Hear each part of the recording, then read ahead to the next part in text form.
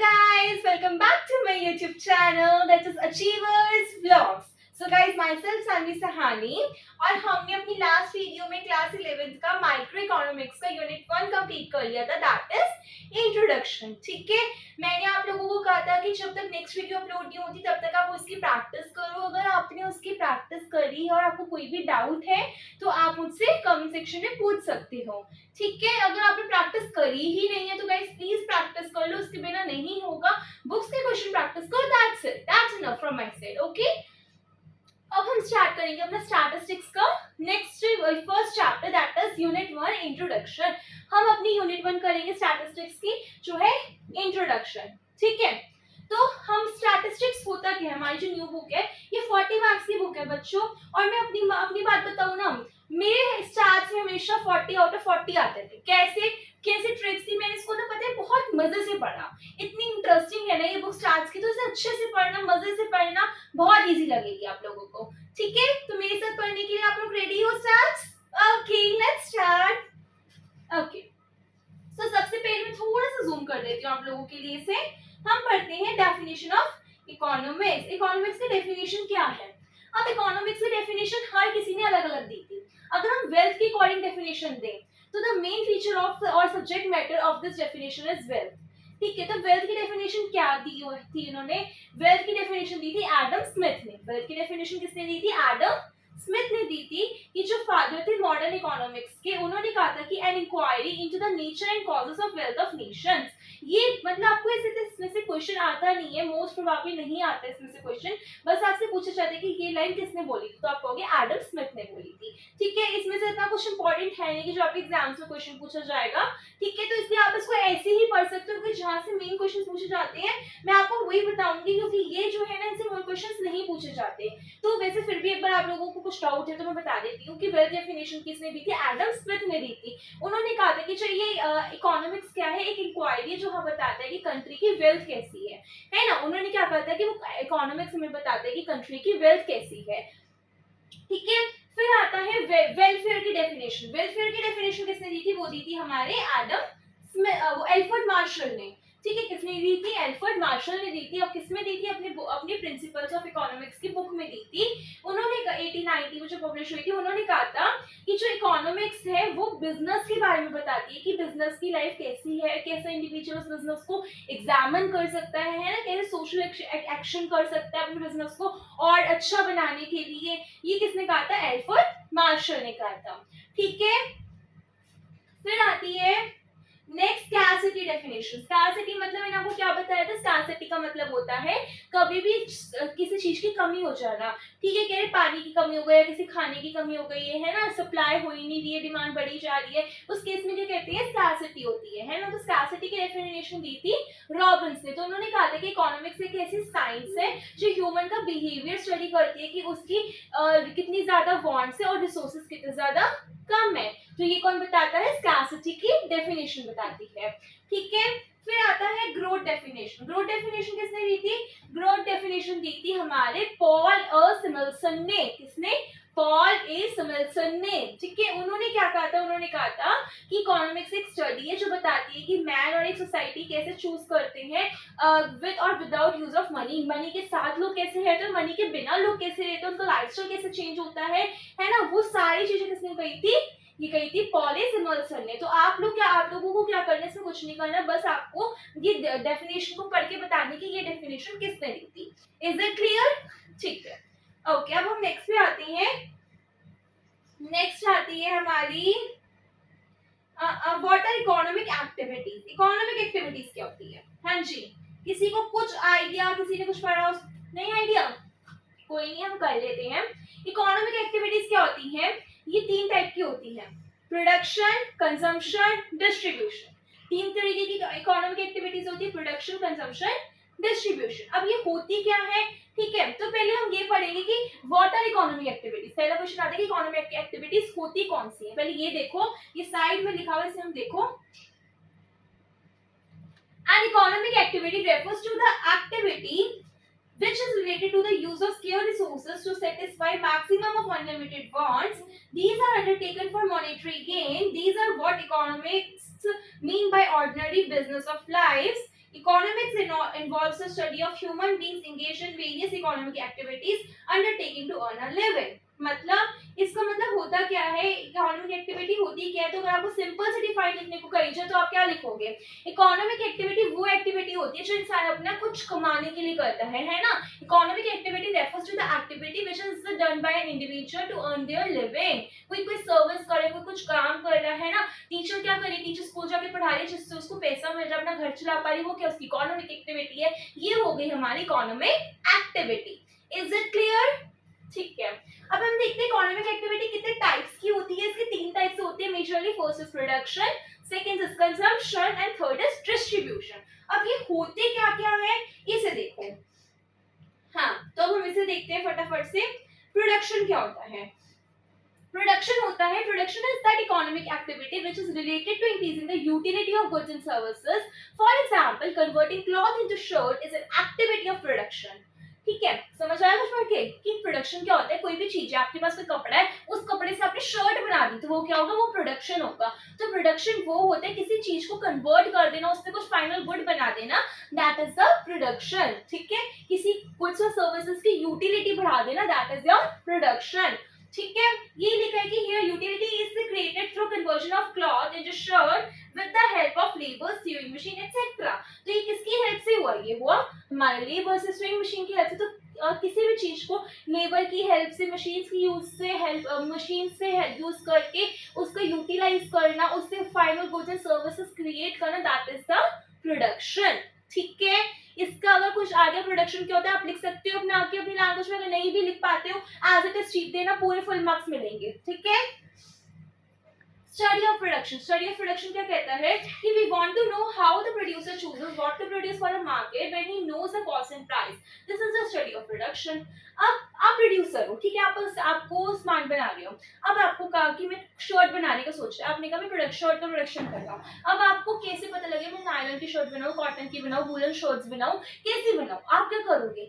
आप करोगे कि आप स्टडी करोगे कि मार्केट में किसकी डिमांड है. अगर गर्मियाँ हैं तो आप कहोगे कि मैं कॉटन शर्ट्स बना लेता हूँ. अगर आपको लग रहा है कि सितंबर अक्टूबर का महीना चल रहा है तो आप कहोगे यार आगे आगे तो भी अब नवंबर दिसंबर में तो वूलन शर्ट्स की ही सेल शिफ्ट पड़ेगी, तो अभी से मैं वूलन शर्ट्स बनाता हूँ, है ना. ये तो कहोगे. तो ये जो आप सोच समझ के क्या प्रोडक्शन करना है, इसे कहते हैं स्टडी ऑफ प्रोडक्शन. ठीक है. फिर आता है कंजम्पशन. कंजम्पशन क्या होता है? कंजम्पशन मतलब किसी इकोनॉमिक एक्टिविटी को कंज्यूम करना, है ना. The consumption is that economic activity which is related to the use of goods and services for the direct satisfaction of individuals and collective wants. मतलब जैसे कंजम्पशन का मतलब क्या होता है कि किसी भी आप कोई भी जो प्रोडक्शन हो, जिस एक्टिविटी का प्रोडक्शन हुआ है उसको कंज्यूम कर, उस गुड्स एंड सर्विसेज को कंज्यूम कर रहे हो जो इंडिविजुअल्स को डायरेक्ट सेटिस्फाई कर रहा है ना. जैसे कि there would be no production if there was no consumption. अगर कोई प्रोडक्शन होएगा नहीं अगर कंजम्पशन नहीं होगा तो, है ना.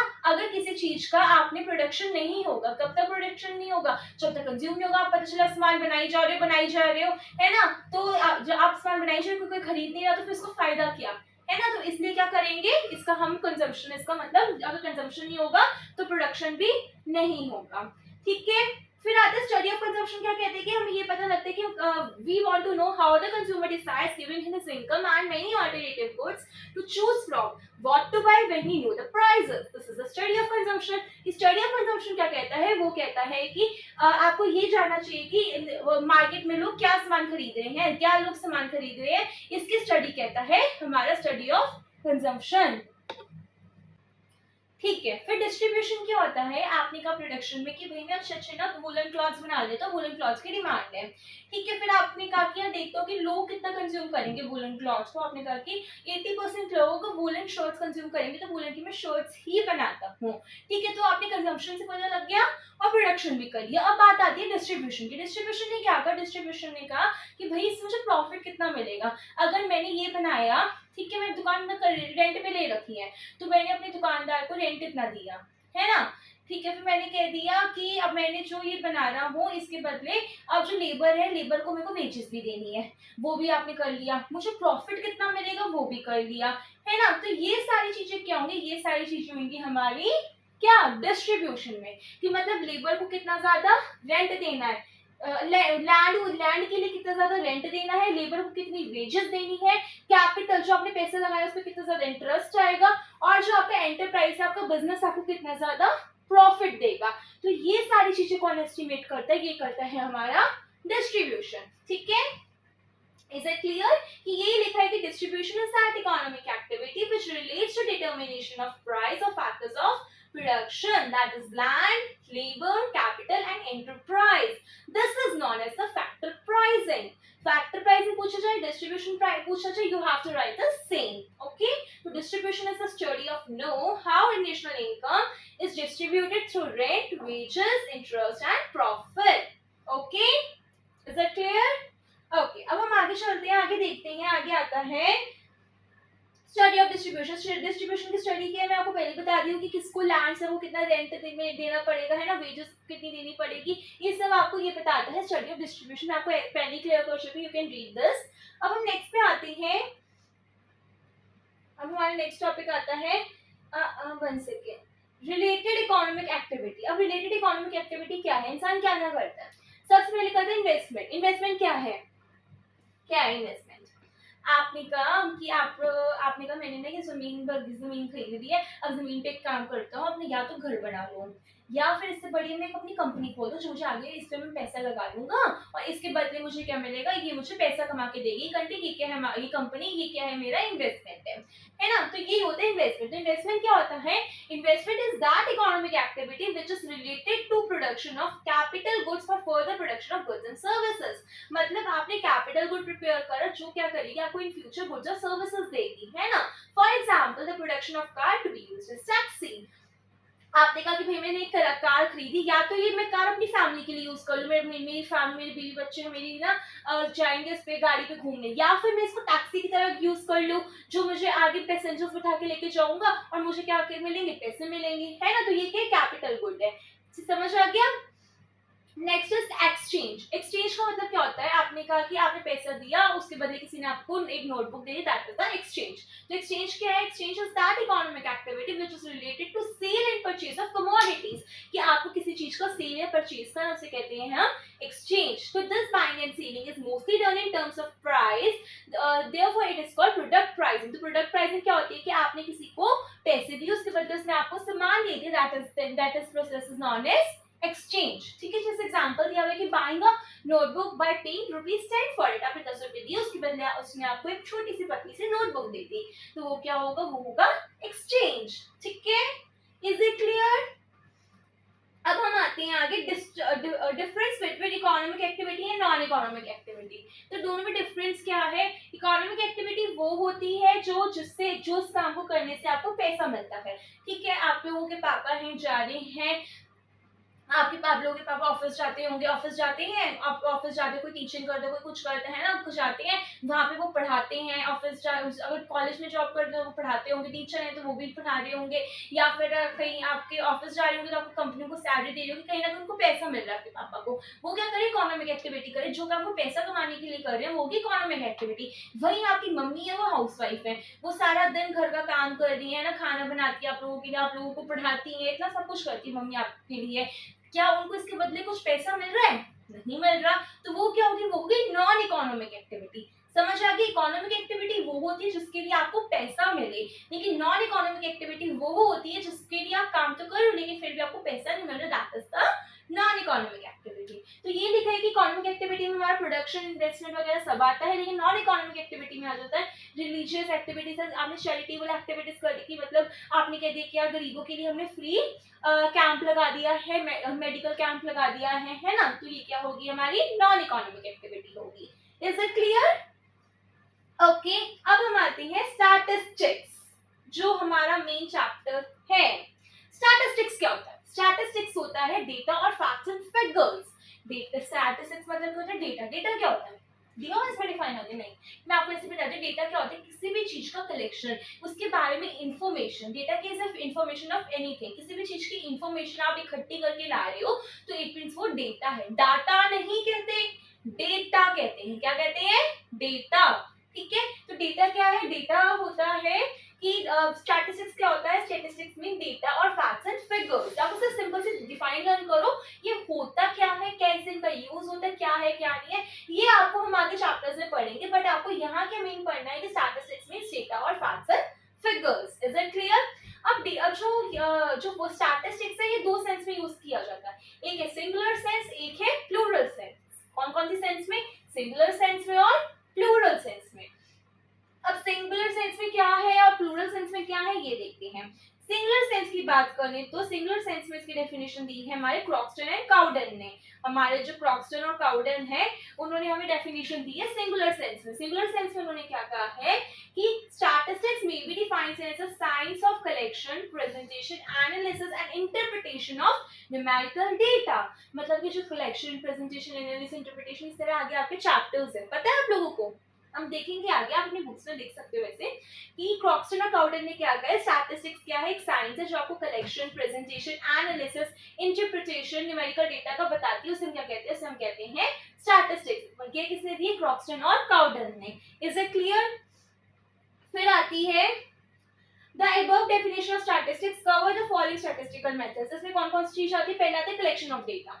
मतलब आपने क्या किया, आपने किसी चीज का डेटा कलेक्ट करा तो वो क्या होगा? Collection of data. फिर आएगा organisation of data. Organisation of data में क्या करोगे? जो भी आपने डेटा कलेक्ट करा है उसको आप प्रॉपर वे में ऑर्गेनाइज करोगे, है ना, तो वो क्या होगा? Organisation of data. कलेक्ट मतलब कैसे आपने क्या किया, कितने लोग पढ़े लिखे, कितने लोग एजुकेटेड है, कितने लोग अनएजुकेटेड है, तो आप इनका क्या करोगे? डेटा कलेक्ट करोगे, तो वो होगा कलेक्शन ऑफ डेटा। फिर आपने कहा कि उनको क्या करेंगे, हमें नेक्स्ट स्टेप होगा उसको ऑर्गेनाइज करना, कि आपको उसको इंक्वायरी करना कि ये सही है या नहीं है, ना, आप उसको ऑर्गेनाइज करोगे, उस डाटा के बारे में चेक करोगे, वो होगा ऑर्गेनाइजेशन ऑफ डेटा। फिर आएगा प्रेजेंटेशन ऑफ डेटा, जिसमें आप कहोगे कि उसको एक आप ग्राफ की फॉर्म में या टेबल की फॉर्म में उसमें प्रेजेंट करोगे, उसे कहेंगे हाँ क्या?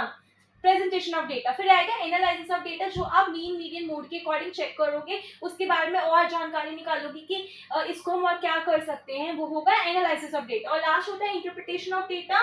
वो क्या होता है? वो होता है कि लास्ट स्टेप होता है स्टैटिस्टिकल मेथड का, और ये क्या कहता है कि आपको कंक्लूजन निकालना होता है कि एंड में आप किस डिसीजन पे पहुंचते हो, वो कहता है हमारा interpretation of data. Is that clear? तो सिंगुलर सेंस में डेटा क्या है, ये 5 तरीके से मैंने आपको बता दिया, कलेक्शन, ऑर्गेनाइजेशन, प्रेजेंटेशन, एनालाइजिंग और इंटरप्रिटेशन। ठीक है, ये क्या है? हमारे 5 स्टेप्स है सिंगुलर सेंस के। और अगर आपसे पूछी जाए कि what is the definition of statistics in singular sense, तो आप ये भी बता सकते हो कि statistics refers to collection, organization, presentation, analyzing and interpretation of data is known as statistics, है ना। फिर आता है stages of statistical study and related tools। आप क्या करोगे? आपको अगर डेटा कलेक्ट करना है, कलेक्शन ऑफ डेटा में आप क्या करोगे? आप क्या करोगे? सेंसस करोगे, जगह जगह जाके आप कहोगे कि हमें ये चीज चेक करनी है, सेंसस करोगे, इस चीज को सेंसस या सैंपल करोगे। ऑर्गेनाइज करने के लिए आप क्या यूज करोगे? टेली बार्स यूज करोगे। टेली बार्स पता है कैसे बनाते थे आप छोटी क्लासेस में? याद है ना, फिफ्थ में वो आपका बार ग्राफ चैप्टर जो पाई चार्ट आता था उसमें। फिर आता है प्रेजेंटेशन ऑफ डेटा, जिसमें आप टेबल्स, ग्राफ्स, डायग्राम्स ये सब ऑर्गेनाइज करोगे। फिर आता है एनालिसिस ऑफ डेटा, जिसमें आप परसेंटेज निकालोगे, एवरेज निकालोगे, कोरिलेशन, रिग्रेशन कोएफिशिएंट्स ये सब निकालोगे। लास्ट आता है हमारा इंटरप्रिटेशन ऑफ डेटा, जिसमें आप क्या करोगे? मैग्नीट्यूड निकालोगे परसेंटेज का, कि आप किस डिसीजन पे, किस कंक्लूजन पे आप फाइनली पहुंचते हो, उसे हम कहेंगे interpretation of data. Is that clear? फिर आता है हमारा next topic definition of statistics in plural sense. Plural sense में हमारी इकोनॉमिक्स क्या कहती है? प्लूरल सेंस में कहती है कि ये हमारी जो डेफिनेशन दी थी, ये दी थी हमारी हॉर्सिस सैक्रिस्ट ने। किसने? हॉर्सिस सैक्रिस्ट ने। हॉरिस सैक्रिस्ट ने क्या कहा था कि statistics we mean aggregate of facts affected to market extended by multiplicity of causes numerical expressed enumerated or estimated according to reasonable standard of accuracy collected in systematic manner for predetermined purpose and placed in relation to each other। मतलब जो भी चीजें वो एक दूसरे से connected है, उसी के अकॉर्डिंग हम चीजों का परसेंटेज निकाल सकते हैं, उसी चीज का हम कलेक्शन कर सकते हैं, उन्हीं चीजों को हम कैलकुलेट कर सकते हैं। ठीक है हुआ। अब हम आते हैं अपने नेक्स्ट टॉपिक पे, that is characteristics of statistics in plural sense. मतलब प्लूरल सेंस की स्टैटिस्टिक्स की क्या क्या फीचर्स हैं, क्या क्या कैरेक्टरिस्टिक्स हैं। ठीक है, तो the definition of statistics given by professor Horace Secrist given the following characteristics. उन्होंने क्या अलग अलग फीचर्स दिए, अलग अलग इसकी बातें बताई हैं। ठीक है, वेट हाँ, अब इसकी कौन कौन सी बातें बताई हम देखते हैं। सबसे पहले जो नंबर 1 आती है वो आती है statistics are aggregate of facts. मतलब हमने जैसे पढ़ा कि जो हमारी स्टैटिस्टिक्स होती है उसके अंदर अलग अलग डेटा और फैक्ट्स होते हैं, तो उन्होंने सबसे पहली बात यही बताई कि हर स्टैटिस्टिक्स के अंदर उसका अपना अलग फैक्ट होता है। ठीक है, कि ये कहे कि statistics are aggregate of facts, a single observation is not statistics. अब statistics means numerical facts collected, मतलब कि किसी एक चीज की इंफॉर्मेशन को हम स्टैटिस्टिक्स नहीं कहेंगे, बहुत सारी अलग अलग चीजों की इंफॉर्मेशन जब हम कलेक्ट करेंगे उनको हम लिखेंगे, उसको हम कहेंगे स्टैटिस्टिक्स। ठीक है, जैसे कहे कि सब्जेक्ट हमारा दिया हुआ है हिंदी, हिंदी में हमें मिले हैं 60 मार्क्स। ठीक है, फिर कहा है सब्जेक्ट दिया हुआ है हिंदी, हिंदी में 60 मार्क्स, इंग्लिश में 70 मार्क्स, मैथ्स में 80 मार्क्स, साइंस में 65 मार्क्स और एसएसटी में 85 मार्क्स। तो ये क्या है, बहुत सारे सब्जेक्ट्स और उनका डेटा क्या हुआ है, गैदर हुआ है, तो इससे हम स्टैटिस्टिक्स कहेंगे। लेकिन अगर ये खाली सब्जेक्ट दिया होता है हिंदी, तो इसको हम स्टैटिस्टिक्स नहीं कहते। ठीक है, तो ये कहा हुआ है कि बहुत सारी चीजों की इंफॉर्मेशन को हम स्टैटिस्टिक्स कहेंगे, मतलब इसके अंदर बहुत सारे जो फैक्ट्स हैं वो गैदर होते हैं। Is it clear? फिर आता है हमारा next topic, that is statistics are affected to a marked extent by multiplicity of causes. मतलब हर स्टैटिस्टिक्स में एक ना एक अलग रीजन है, उसमें अपना अलग एक कॉज है। मतलब क्या होता है इसका, कि जो स्टैटिस्टिकल डेटा है are affected to a great extent by a number of factors affecting together, मतलब उसको अलग अलग फैक्टर्स अफेक्ट करते हैं। For example statistics of prices of TV sets are affected by various examples, मतलब एक कोई टीवी के सेट है उनको अलग अलग फैक्टर अफेक्ट करें, कैसे उसकी सप्लाई, उसकी डिमांड, उसका टेस्ट, प्रेफरेंस, इनकम, मतलब ये सारे फैक्टर्स एक चीज को स्टैटिस्टिक्स में किसी चीज की सिलेक्शन में, किसी चीज की कलेक्शन में उसके फैक्टर्स उसे इफेक्ट करते हैं।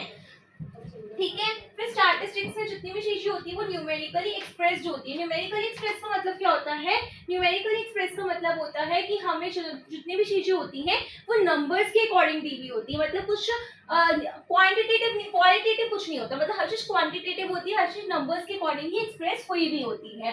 ठीक है, कि all statistically are numerically express, जितने भी होते हैं सब एक न्यूमेरिकली एक्सप्रेस होते हैं। जैसे कि कहा है कि 20% पॉपुलेशन है बिटवीन 2001 एंड 2011, मतलब इन जिन्होंने वीट का प्रोडक्शन किया हुआ है, तो मतलब ये क्या किया हुआ है, ये न्यूमेरिकली एक्सप्रेस तो किया हुआ है, तो ये बात इसमें कही है। Statistics are enumerated or estimated according to a reasonable standard of accuracy। ये हमारा नेक्स्ट है कि जो स्टैटिस्टिक्स है इसमें क्या है, अलग अलग स्टैंडर्ड ऑफ एक्यूरेसी के अकॉर्डिंग हम इसको क्या करते हैं, एस्टिमेट करते हैं। फॉर एग्जांपल अगर हमने कहा कि the area of an inquiry is limited, we use enumeration, मतलब हमें ये देखना पड़ता है कि हम किस एरिया में क्या हम लोकेट करना चाह रहे हैं, क्या हम कहना चाह रहे हैं। ठीक है, statistics are collected in systematic manner, ये सिस्टमेटिक मैनर में होती है। Statistics are collected for a predetermined purpose, purpose हमारे माइंड में सेट होगा तभी तो हम स्टैटिस्टिक्स कर पाएंगे, है ना, यही का है। अब आते हैं हम अपने नेक्स्ट टॉपिक, एक और पॉइंट है इसका कि statistics should be placed in relation to each other, मतलब जो इसमें डेटा होता है ना वो होमोजीनियस होता है, मतलब जो भी डेटा होता है वो एक दूसरे के ऊपर डिपेंडेंट होता है, एक जैसा ही होता है। For the purpose of comparison data collected must be homogeneous, it would be meaningless to compare the heights of student with the pocket allowance because the data are not homogeneous, है ना। अगर हमें क्या, हमें कैसे पता लगेगा किसी की हाइट, अगर हम उसके हाइट का मैच करेंगे, है ना, अगर हम उसकी किसी की पॉकेट देख के हम कह सकते हैं कि इसकी हाइट कितनी होगी, नहीं, आपको डेटा क्या चाहिए, हमेशा होमोजेनियस चाहिए, मतलब सेम चाहिए। Is it clear? नेक्स्ट आता है हमारा find out whether the following statements are true और फॉल्स, आपको बताने की ट्रू है या फॉल्स है। ठीक है, फटाफट से बताओ, statistics are numerically expressed, is it true और फॉल्स? This is true, है ना। Statistics study the quantitative aspects of economic facts। अच्छा एक काम करो, इसके ना आंसर्स मैं नहीं बताऊंगी, इसके आंसर्स आप खुद प्रैक्टिस करोगे। ठीक है, इनके जो क्वेश्चन है इनके आंसर्स आप खुद प्रैक्टिस करोगे। 6 क्वेश्चंस ये हैं, इसमें आपको बताना है ट्रू है या फॉल्स। तो फटाफट स्क्रीनशॉट लो और इसके आंसर्स मुझे आप कमेंट सेक्शन में बता दो, तो स्क्रीन जूम कर देती हूँ आप लोगों के लिए। लो, हाँ जी, इसमें आपको ट्रू और फॉल्स बताना है, फटाफट से इसका स्क्रीनशॉट ले लो और मुझे इसके आंसर्स चाहिए कमेंट सेक्शन में। ओके ओके, नेक्स्ट आता है, इसमें बताना है ये सिंगुलर सेंस है प्लूरल सेंस है, इसमें भी ये क्वेश्चन करना है आपको। मुझे इसका आंसर मुझे कमेंट सेक्शन में दो, या कोई पार्ट नहीं समझ आ रहा है मुझसे पूछ लो कमेंट सेक्शन में। ठीक है, ओके। नेक्स्ट आता है हमारा फंक्शन ऑफ स्टैटिस्टिक्स। नाइस, कि फंक्शन ऑफ स्टैटिस्टिक्स होता क्या है, स्टैटिस्टिक्स का काम होता क्या, स्टैटिस्टिक्स क्यों करते हैं, है ना। हमारा सबसे मेन फंक्शन जो है वो है to present facts in define definite form, जो भी हमारे फैक्ट्स है उनको हमें डेफिनेट फॉर्म में प्रैक्टिस करना, मतलब we can represent the things in their true form with the help of figures. हमें उसको figures के through express कर सकते हैं. Without a statistical study, our ideas would be vague and indefinite. जब तक हमारी statistical study नहीं करेंगे, हमारे जो ideas होंगे vague होंगे, मतलब वो incorrect होंगे, कहीं ना कहीं मतलब imbalance होंगे, है ना. तो the facts are to be given in definite form, तो इसलिए हमें facts को क्या करना पड़ता है, definite form भी देना पड़ता है. If the results are given in numbers, then they are not convincing that no, if the results are expressed on the basis of quality. हम results को quality की basis पे नहीं कर सकते. Statistics में हमें हमेशा numerical या quantitatively हमें express करना पड़ेगा. Is it clear? पक्का? ये एग्जाम्पल दी हुई है, आप लोग देख सकते हैं कि the statements like there is a lot of unemployment in India, population is increasing a faster rate are not in the definite form. The statement should be in definite form like the population in 2004 would be 15% more as compared to 1990. Is that clear? Next देखो, precision to the facts. Precision to the facts का मतलब क्या है?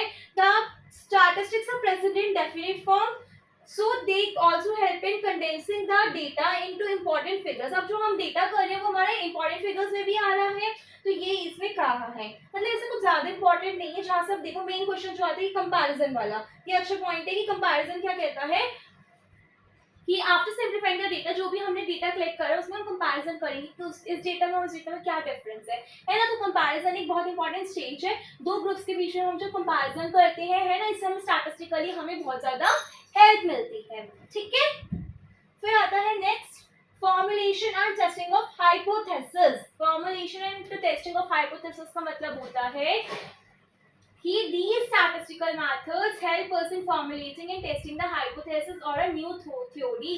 मतलब हम अपना जो नया हम कैसे टेस्ट कर सकते हैं, कैसे हम नई चीज कन्वर्ट कर सकते हैं, क्योंकि हमें अगर न्यू थ्योरी का पता लगेगा, है ना, हमें पता लगेगा कि चीजों में नया नया वो आ रहा है, चेंजेस आ रहे हैं, तो हम कर सकते हैं. कैसे एग्जांपल देखते हैं कि with the help of statistical techniques we can know the effect of imposing tax on the exports of tea. अगर हमें पता है कि लोग टी ज्यादा पिए तो हम उस पर टैक्स लगा सकते हैं, है ना. ये भी तो स्टैट्स के थ्रू हुआ है ना, तो इससे क्या होगा, कंट्री में इन्फ्लेशन की आ जाएगी, है ना. तो ये सब होता है. Is it clear?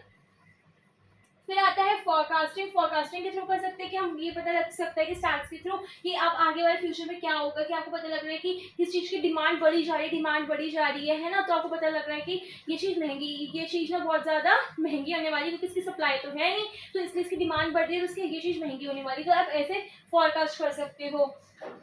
Policy maker, आप इसलिए इसको देख के कुछ एक डिसीजन ले सकते हो, कोई पॉलिसी बना सकते हो, ये क्या कर सकते हो, है ना. फिर आता है एक एनलार्ज नॉलेज. ये नॉलेज को इनलार्ज करता है, मतलब हमारी नॉलेज को इतना ज्यादा बढ़ा देता है कि हम लोग खुद कहेंगे कि वाओ इट्स वेरी नाइस, है ना. तो ये इसका काम होता है. ठीक है, फिर आते हैं हम टू मेजर अनसर्टेनिटी. हमें अनसर्टेनिटी का मेजर बता देता है कि जैसे आपको पता है कि यार जैसे आप लोगों को पता लग गया कि ये तो अब ये होने वाला है कि महंगाई बढ़ने वाली है, तो हम इसको कैसे कंट्रोल कर सकते हो. तो इसलिए आप इस पर क्या क्या कर सकते हो, टैक्स इम्पोज कर दोगे, ये सब कुछ करके आप इसको कंट्रोल कर सकते हो. तो ये अनसर्टेनिटी को मेजर कर देता है, जिससे आप उसे कंट्रोल करने में भी कुछ ना कुछ आप हेल्प कर सकते हो. ठीक है ना. फिर आता है स्कोप ऑफ स्टैटिस्टिक्स. स्टैटिस्टिक्स का स्कोप क्या क्या है. अब स्टैटिस्टिक्स का स्कोप क्या है फटाफट से देखो. यस बच्चों देखो, हाँ, नेचर ऑफ स्टैटिस्टिक्स. सबसे पहले आता है nature of statistics. This includes whether statistics is art और इन साइंस. ये हमें पता लगना चाहिए कि स्टैटिस्टिक्स साइंस है या आर्ट है. ठीक है, साइंस कैसे है, क्योंकि न्यूमेरिकली एक्सप्रेस और साइंटिफिकली इन सारी चीजों को हम एक्सप्रेस करते हैं. आर्ट कैसे है कि स्टैटिस्टिकली जितनी भी है वो क्वांटिटेटिव डेटा को रियल लाइफ प्रॉब्लम से रिलेट करती है, इस तरह से आर्ट कह सकते हैं. ठीक है, अब स्टैटिस्टिक्स में कौन सा सब्जेक्ट मैटर करता है. It includes two components, descriptive statistics and informational statistics. दो टाइप की स्टैटिस्टिक्स होती है, डिस्क्रिप्टिव और इन्फरेंशियल. इन्फरेंशियल कौन सी होती है कि डिस्क्रिप्टिव स्टैटिस्टिक्स होती है कि refers to the methods which are used to collection, analysis and presentation of data. जब हम डेटा को कलेक्ट करते हैं, एनालाइज करते हैं, प्रेजेंट करते हैं, उसे कहते हैं हम डिस्क्रिप्टिव स्टैटिस्टिक्स. लेकिन वही जो इन्फरेंशियल स्टैटिस्टिक्स होती है, ये बताती है वो मेथड्स जो हमें फाइनली कंक्लूजन तक पहुंचाती है, उसे कहते हैं इन्फरेंशियल स्टैटिस्टिक्स. ये लिखा है कि conclusions are drawn relating to the population on the basis of a sample. Is it clear कि इसका जो कंक्लूजन होता है ये देती है. क्लियर है नहीं है. फिर आते एग्जांपल, ये देखो, इस एग्जांपल देखो. स्टैटिस्टिक्स और प्लानिंग, स्टैटिस्टिक्स प्लान कर लिए, statistics is intensive, statistics and planning में क्या मतलब क्या कनेक्शन है कि statistics in indispensable into planning in the modern age which is known as the age of planning. Statistics को हम द एज ऑफ प्लानिंग कहते हैं क्योंकि पूरे ऑल ओवर द वर्ल्ड में हर कोई किसी ना किसी चीज के लिए प्लानिंग कर रहा है ना। स्टैटिस्टिक्स एंड इकोनॉमिक्स में क्या रिलेशन है, इसमें कहा है कि जो टेक्निक होती है स्टैटिस्टिक्स में वो क्या होती है, वो हर चीज को इकोनॉमिक प्रॉब्लम को लेकर चलती है ना।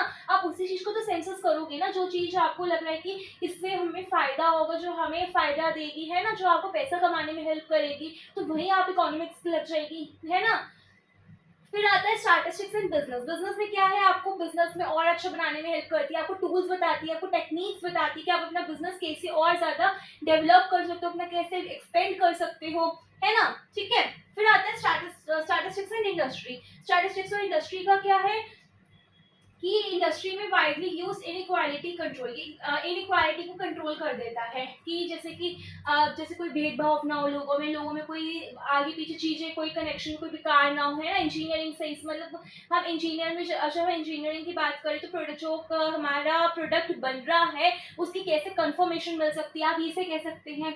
स्टैटिस्टिक्स एंड मैथमेटिक्स मतलब पूरे में आप साथ साथ मैथ्स पढ़ोगे पक्का, क्योंकि इसमें ऐसे सारे नंबर, सारी चीजें न्यूमेरिकली एक्सप्रेस जिसमें कैलकुलेशन की बेसिस पे बनती है ना, तो इसलिए हम स्टैटिस्टिक्स एंड मैथमेटिक्स भी कहते हैं। स्टैटिस्टिक्स इन मॉडर्न साइंस को कहते हैं क्योंकि इन medical science the statistical tools for collection and incidence of dispensable and results of application various drugs and medicines are of great importance। मतलब हमें इसमें कुछ ना कुछ चीजों को सेंसस कर इन सब चीजों की हेल्प मिलती है कि अगर हम इन सबको सेंसस कर सकते हैं, तो सैंपल ले सकते हैं जिससे हमारा थोड़ी बहुत हेल्प मिल जाती है हमें स्टैट्स में, ठीक है।